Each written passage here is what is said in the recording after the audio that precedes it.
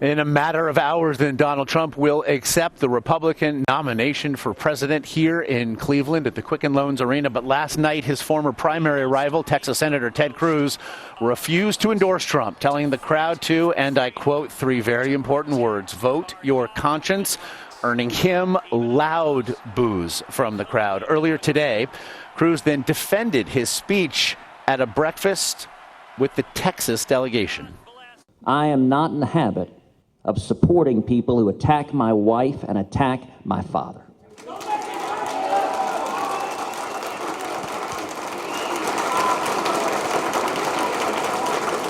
And that pledge was not a blanket commitment that if you go and slander and attack Heidi, that I'm going to nonetheless come like a servile puppy dog and say thank you very much for maligning my wife and maligning my father. This is not politics. I will tell the truth. I will not malign. I will not insult. I will not attack. I will tell the truth. This is not a game. It is not politics. Right and wrong matters. We have not abandoned who we are in this country. To discuss, well, then and now, I'm joined by Politico senior writer, co-author of the Politico Playbook, Jake Sherman, along with our political contributor and former campaign manager to John McCain in 2008, Rick Davis. Rick, you and I sat right here watching what we watched last night, seen, as our Bob Schieffer said, unlike really any other he feels he's seen in his 24 conventions attended. And then to beat the dead horse of the cliche, we watched Ted Cruz double down on it again before the Texas delegation. This morning. Yeah, what'd you make of the response this morning to what we saw last night? So I actually thought just, Ted Cruz, I would have attributed just stupidity to last night's speech.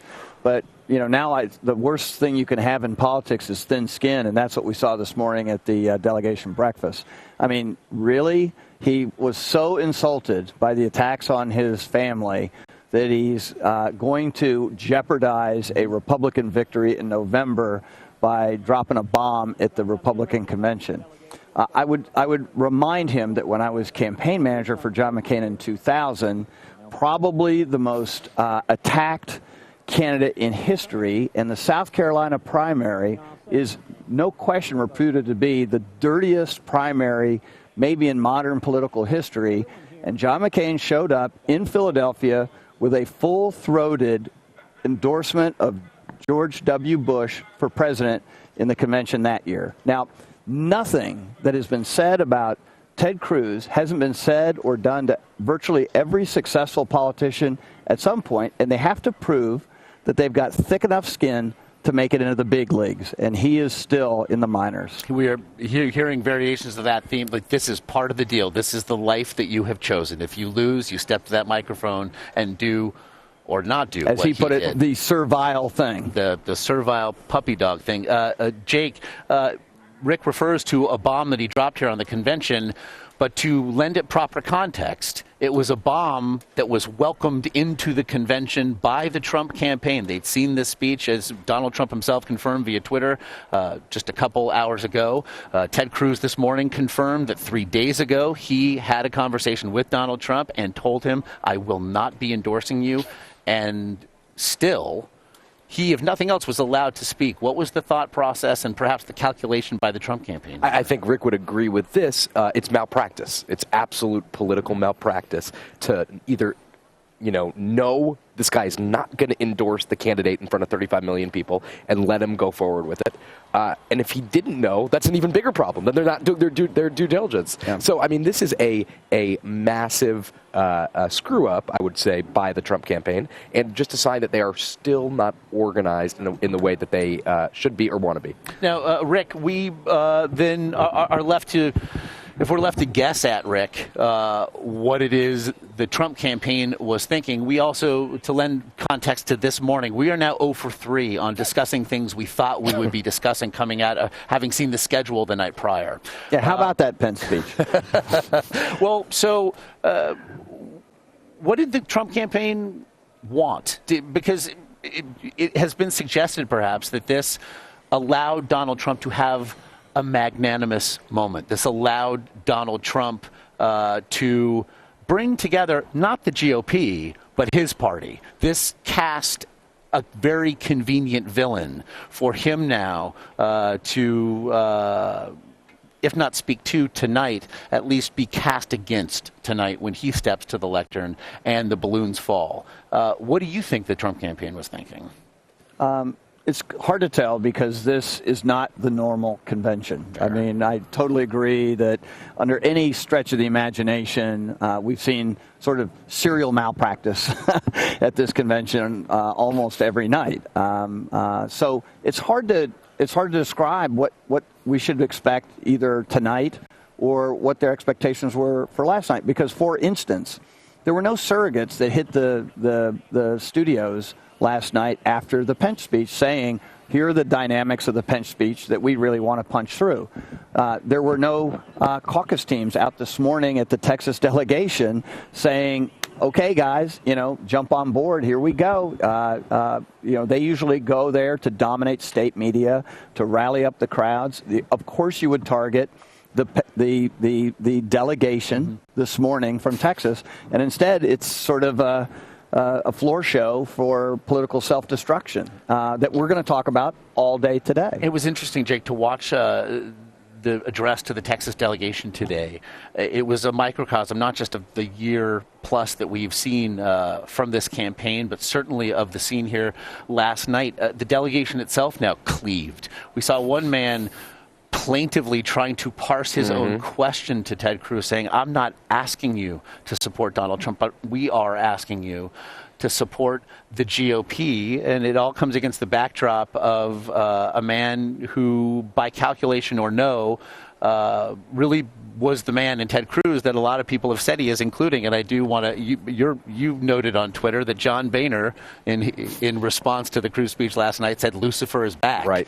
So, not mincing words here in Cleveland. Who'd have thought Lucifer was a daily thing that we were going to hear at this convention? I guess that's the year that we're in. But to Rick's point, we're kind of beyond the point where this is an unconventional candidate in an unconventional campaign.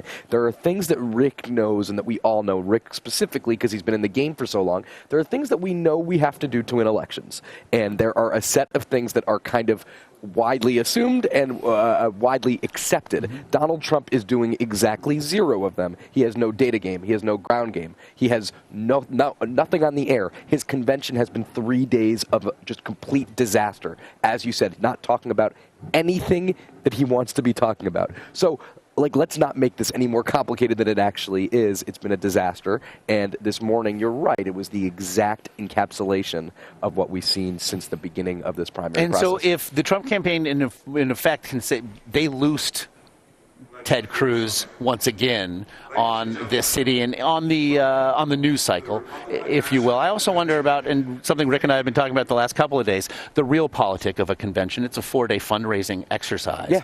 Yeah.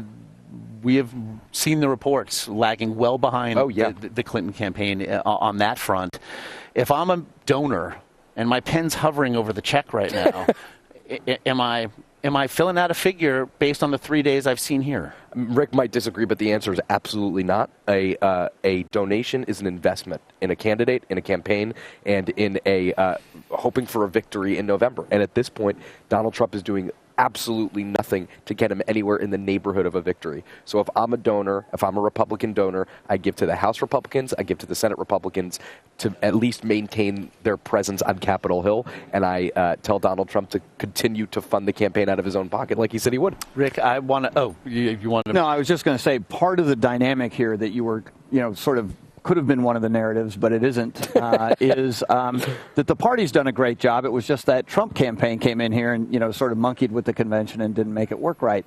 But even the convention logistics haven't worked right. Yeah. I mean, the screen, we haven't talked about this at all, but the screen didn't work last night. Now, I'm sorry, primetime TV, national audience, tens of millions of people watching, and we look like amateur hour behind the stage. We couldn't even put a projector up. It was like nothing I've ever seen. And so those donors sitting back there, one of the options is to say, hey, look, the party's in great shape, right? The Senate campaigns are doing well. The House campaigns are doing well. We're going to dominate the governor's races this year. I got to support my party.